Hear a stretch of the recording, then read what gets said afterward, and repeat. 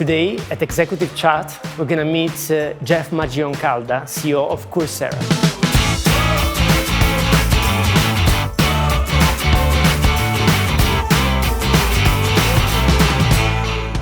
Jeff, hi. Thanks for visiting virtually Bocconi University, given that you are currently in California and we still having some flight restrictions and you can't be with us here in Milan.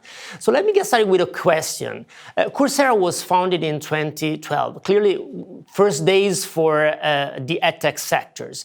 Can you share with us how the business model evolved over the years? What are the fundamental changes that have occurred? Gianmario, thank you so much for having me here. We really appreciate the long partnership that we've had with Bocconi, and the world is changing so much. It's great to be here and to share the kinds of trends that we're seeing. Coursera was started in 2012 by two Stanford professors, and originally people called them MOOCs, massively open online courses. They were offered directly to individuals, and you did not get any university credit for that. Over the years, millions of individuals came to take these open courses. There are now over 5,000 open courses on Coursera, but the business model, as is not surprising with tech companies, it has evolved. So we still offer courses to 82 million learners around the world now. 80% of these learners are outside of the United States. During the pandemic, 30 million new learners came to Coursera. So clearly people are looking for online learning. I'd say the next major innovation in the business model was the selling of courses to institutions, not only individuals. So today, yes, individuals can come to Coursera, but we also have a global sales and marketing force that sells Coursera for Business to over 2,000 businesses who upskill and reskill their employees, mostly in data science, cloud computing, and business practices. We then launched Coursera for Government. Governments are really interested in helping people get educated in order to help with employment, and especially post-pandemic, with a lot of in-person training being shut down, the interest in governments to retrain people into entry-level digital jobs is enormous.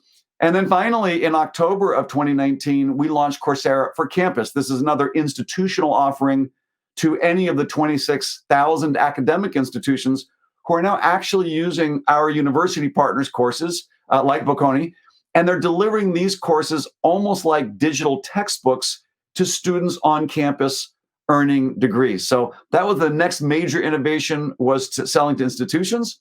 And then the next major chapter was offering not only open courses, but also full degree programs.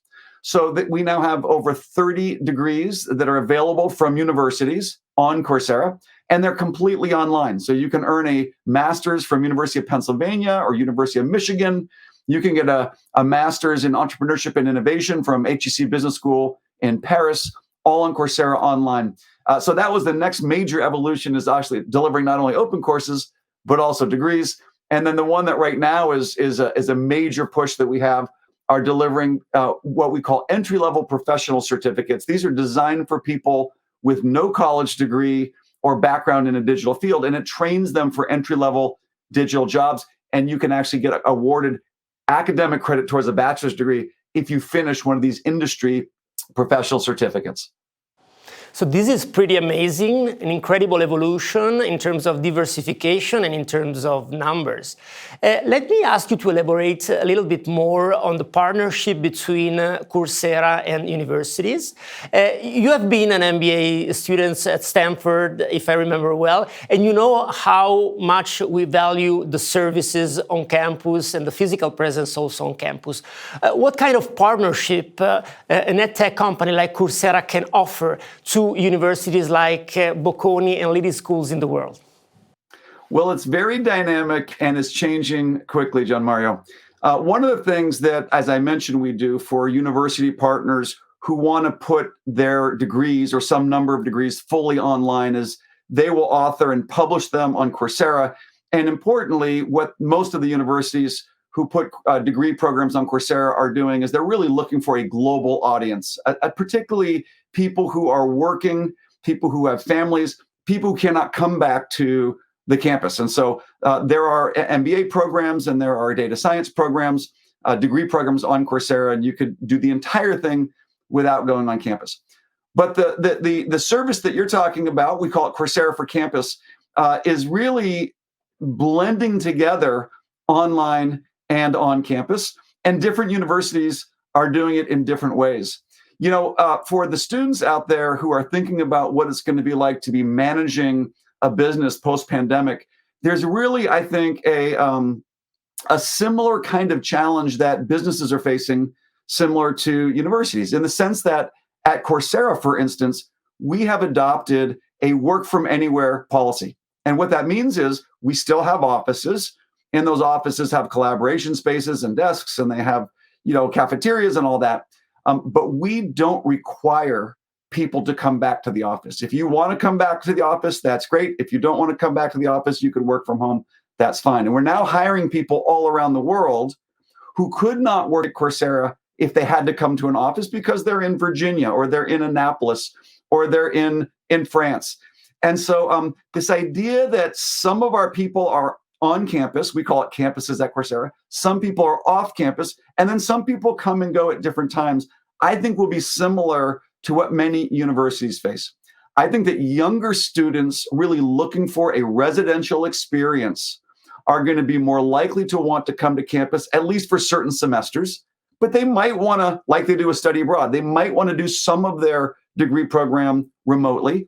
And I think importantly, many universities will find that to really serve working adults who cannot quit their jobs and move their families to campus, but want to extend the reach of their university programs, offering more of the degrees online will be valuable. So we see a lot of universities using online courses for students on campus, especially to teach them emerging technologies like digital marketing and data science and AI and cloud computing, things that maybe their faculty don't have as much expertise in.